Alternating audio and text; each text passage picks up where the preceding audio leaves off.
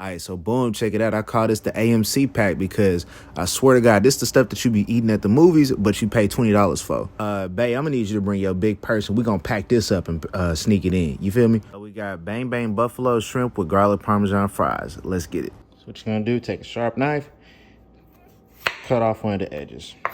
Move that aside. Then just cut it into about 1/4 inch thick slices. Keep everything together.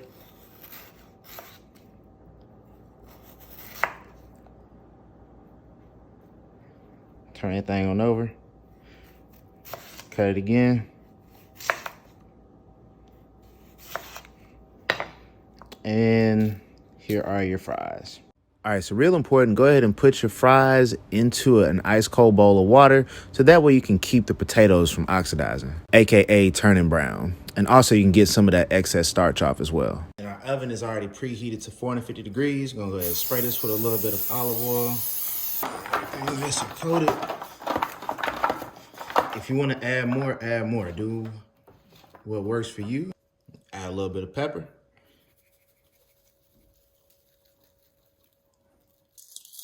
And some pink Himalayan salt.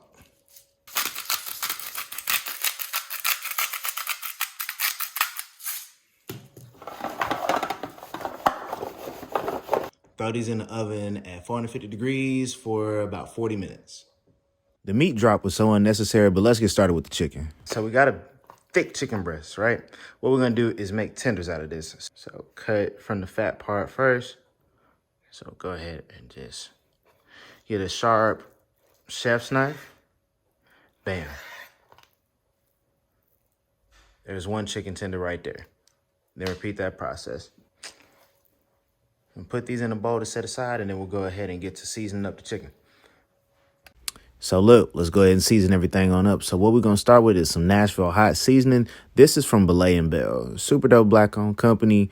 Owner's really nice. But go ahead and put some on in there. Probably about 1.5 tablespoons. And get some Old Bay. If you're not familiar with Old Bay, get you some. It's a seafood seasoning. So same thing. Then we're going to get some garlic powder. Garlic powder, you can put in so much, I swear to you.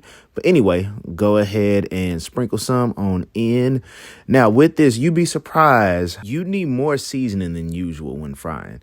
Now also, so we got 4 beaten eggs. What we're going to do is just add that on in. You can choose to leave this separate and have it as a station between your flour and your eggs. But for time purposes, I'm just going to go ahead and mix it together with the chicken. Also, now that's some Truff hot sauce. You can get regular Buffalo or Louisiana and mix that on in this, whatever. And then we're going to go ahead and get messy and mix everything on around. I feel like this should go without saying, but just in case, wash your hands in between each step, especially when you're handling raw meat, just to ensure that you avoid cross-contamination. Now let's go ahead and make our dry batter. So what we got is 1 cup of cornstarch and 1 cup of flour. And then we're going to add in some Old Bay. Go until the ancestors tell you to stop, or you can use about 1.5 tablespoons. Then we got some more Nashville hot seasoning because we're reinforcing flavor every step of the way, through the flour, through the chicken, everything. All right, so then we're going to get some garlic powder, put that on in. And again, garlic powder don't have any salt, so you'll be fine. But we're just going to pick up that flavor a little bit. Then we're going to get some onion powder. Go ahead and do your thing with that until the ancestors tell you to stop. Mix everything around just like you see. All right, take your chicken, put it in. All right, shake it on off. Just like that, all right? And then set it on wax paper to kind of hang out for a bit. All right, so we have our chicken. You see how that oil is ready? And go ahead, calm that oil down first. Go ahead, tease it. You know how what I say about teasing, but I'll go ahead and lay this on in. This oil has been hot and bothered for a minute now. So we got this on a medium heat, and we're gonna let this go for about 4 to 5 minutes each side. Brown skin, you know I love your brown skin. Anyway, that's how you want your chicken to look, nice and melanated. Now, go ahead and take that chicken tender on out that grease. Look at that thing, it's so beautiful. Oh my God, yes. But anyway, we're gonna go ahead and take this out the grease and move on. All right, so as the chicken's finishing, what we're gonna do is get a large plate, line it with a paper towel, and then set it aside so that way the excess oil can drain. And then we'll put the next batch in. Simple enough. Hey, we almost done. So look, check it out, right? So we got to make our sauce. So we got a saucepan and we got it on about like a medium low setting right now. Go ahead and melt down a stick of butter just like that, as you see. And while it's melting, we're going to get the rest of these ingredients together for our sauce. It's mad simple. First things first, going to get some sweet chili sauce. It don't matter what brand, what kind, just put some in there. And again, to the ancestors tell you to stop. But if you need like a guideline, do maybe like quarter a cup. That'll be decent right there for you. All right. And then next, we're going to go ahead and get some Truff hot sauce, just like you see right there.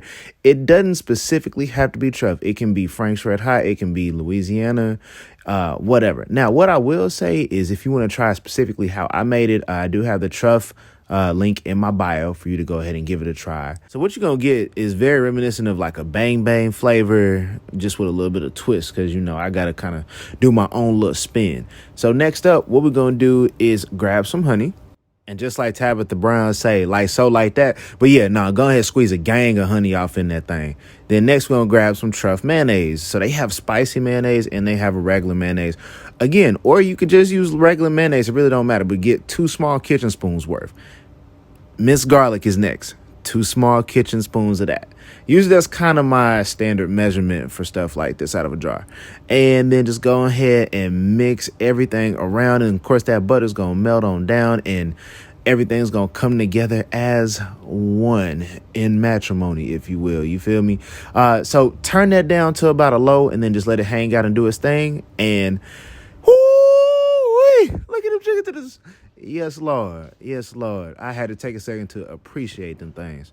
Anyway, we almost done. So what you want to do is take those off of the wire rack and then set them into a bowl because we about to get ready to go and toss them things. Like the ladies, which I'll be saying, this be killing me. It's like, hey, this sauce is going to give everything it's supposed to give. Do you feel me? Like, it's the sauce for me. No, I'm kidding. But anyway, look, go ahead and put your sauce over the top just like that there. Then toss it by hand or with tongs, whatever. And then let's move on to our fries. Fries are done. All right. So go ahead and just sprinkle a little bit more salt over the top just because a lot of that salt goes into the potatoes and these potatoes absorb a lot. So just a little bit there, a little bit more pepper. Cool. And then we're going to go ahead and hit it over the top with some Asiago cheese. So go ahead and grate some in there. Just like this. A little bit of garlic powder. Garlic powder doesn't have any salt in it. So just a little bit because these are garlic Parmesan fries. Get a little parsley. And then after that, we're going to get ready to plate everything up. And my God, look at the glaze on them chicken tenders. Woo! I miss her. But anyway, thanks for watching, and I'll catch y'all next time.